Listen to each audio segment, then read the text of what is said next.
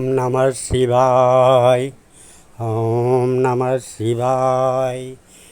वंदे देव उमापतिं सुरगुरुं वंदे जगत्कारणं वंदे पन्नगभूषणं मृगधरं वंदे पशूनां पतिं वंदे सूर्यशशाङ्कवर्णनयनं वंदे मुकुन्दप्रियं वंदे भक्तजनाश्रयं च वरदां वंदे शिवं शङ्करम्।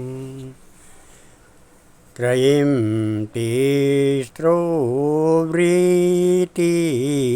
त्रिभुवनमाथो त्रीनपि सुरा नकारादे वर्णे त्रिविराविदधतेन विकृति तुरीयं ते धामा ध्वनिभिर्वरुन्दानामणुभिः समस्तं व्यस्तस्त्वं शरणदगृह्णत्योमिति पदम्। ॐ शङ्करं शङ्कराचार्य केशवं बादरायण सूत्रभाष्यकृतो वन्दे भगवन्तो पुनः पुनः। बोलो शंकर भगवान की जय, उमापति महादेव की जय। भगवान शंकर के चरण कमलों में नतमस्तक होकर के हम ये शिव महापुराण के कोटि रुद्र संहिता 7वें खंड का दूसरा अध्याय शुरू करने जा रहे हैं, जिसमें मेनका के जन्म की कथा है। नारद जी बोले, प्रभु आपने मेनका के जन्म की कथा नहीं सुनाई। ब्रह्मा जी बोले, सुनो, वह भी कहता हूँ। मेरे पुत्र दक्ष के यहाँ कई संतानें उत्पन्न हुई थी, किंतु वह सबकी सब तुम्हारे उपदेश के कारण बैरागी हो गई थी।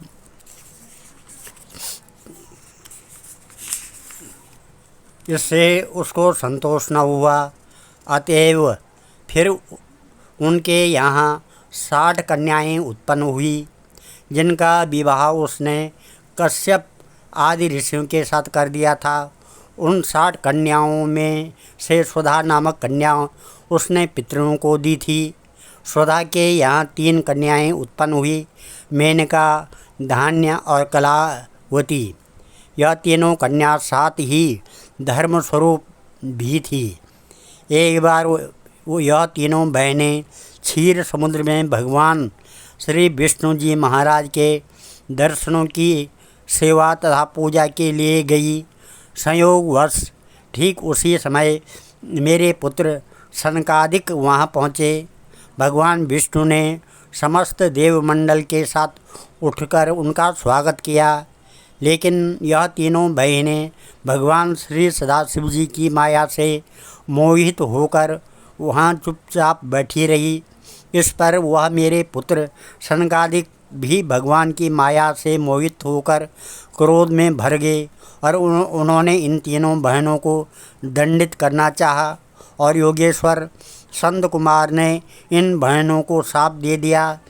श्री संत कुमार ने कहा, तुम तीनों बहनें श्रुति को नहीं जानती हो, तुम स्वर्ग रहने के योग्य नहीं हो, अतएव तुम मनुष्य लोक में चली जाओ।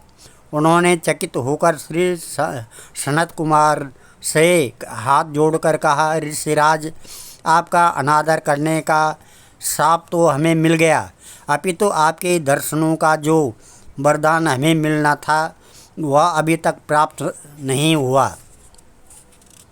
अतः कृपया हमें इस शाप से छुटकारा प्राप्त करने का उपाय बतलाए।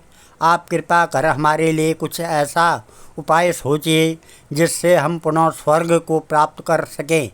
उन तीनों बहनों की प्रार्थना सुनकर श्री सनत कुमार ने प्रसन्न होकर कहा, अच्छा, अब हम तुमको वर भी देंगे। ध्यानपूर्वक सुनो।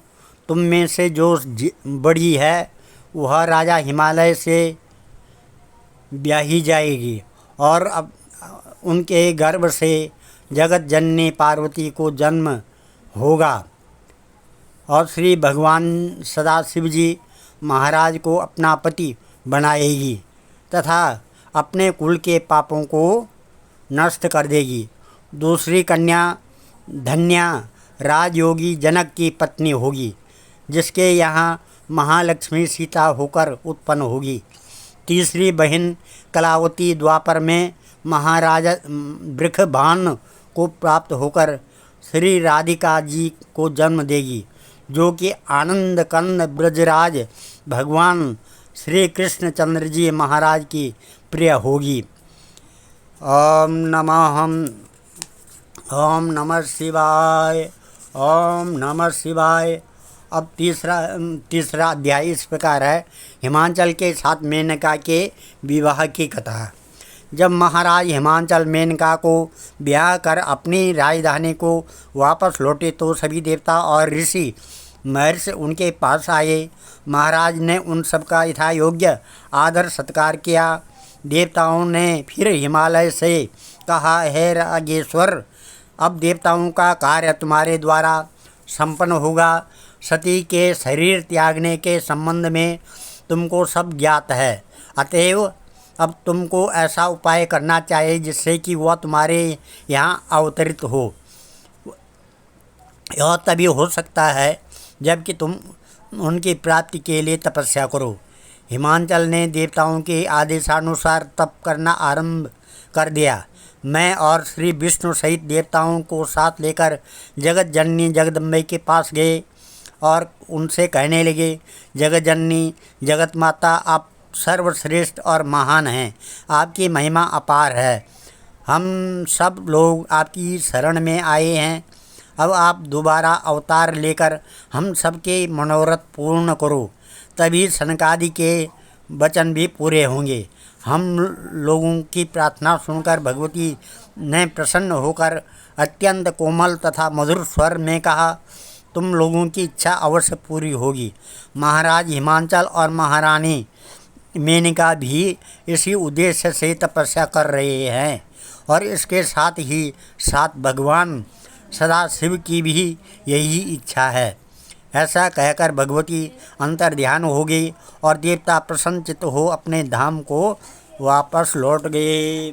ओम वंदे देव उमापतिं सुरगुरुं वंदे जगत कारणं वंदे पन्नगभूषणं मृगधरं वंदे पशूनां पतिं वंदे सूर्यशशाङ्कवर्णनयनं वंदे मुकुंद प्रियं वंदे भक्तजनाश्रयं च वरदां वंदे शिवं शंकरं।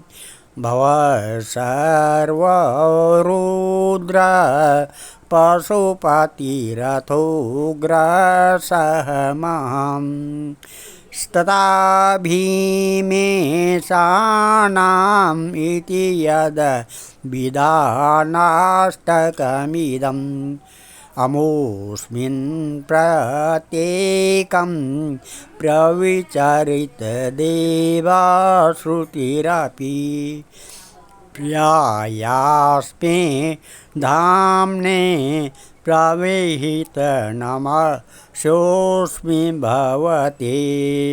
शंकरं शंकराचार्य केशवं बादरायण सूत्रभाष्यकृतो वन्दे भगवन्तो पुनः पुनः।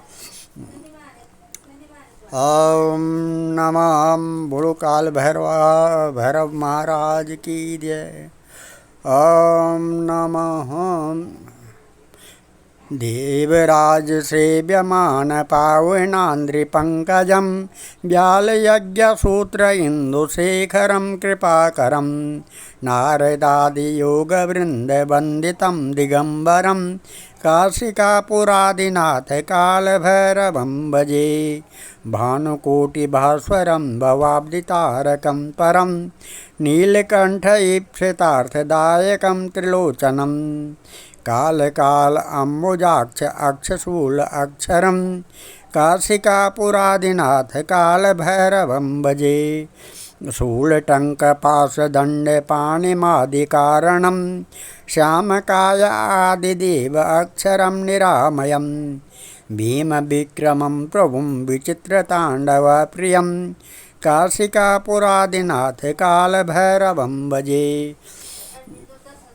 भुक्तिमुक्तिदायकं प्रशस्तचारुविग्रहं भक्तवत्सलं स्थितं समस्तलोकविग्रहं विनिक्वणन् मनोज्ञहेमकिङ्कणीलसत्कटिं काशिकापुरादिनाथ कालभैरवं भजे धर्मसेतुपालकं त्वधर्ममार्गनाशकं कर्मपाशमोचकं सुशर्मदायकं विभुं स्वर्णवर्णशेषपाशशोभिताङ्गमण्डलं काशिकापुरादिनाथ कालभैरवं भजे रत्नपादुकाप्रभाभिरामपादयुग्मकं नित्यमद्वितीय इष्टदैवतं निरञ्जनं मृत्युदर्पणासनं करालदृष्टमोक्षणं काशिकापुरादिनाथ कालभैरवं भजे अट्टहासभिन्नपद्मजाण्डकोशसन्ततिं दृष्टिपातनष्टपापजाल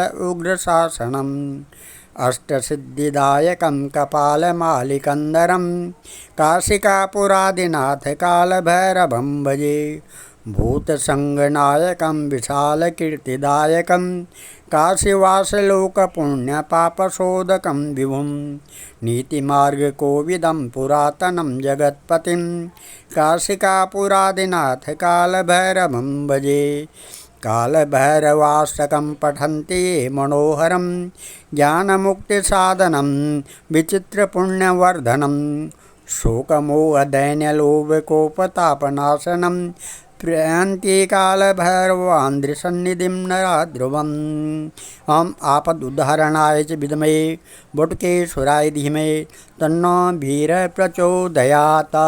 सर्वे भवन्तु सुखिनः, सर्वे सन्तु निरामयाः, सर्वे भद्राणि पश्यन्तु, मा कश्चित् दुःखभाग् भवेत्। धन्यवाद।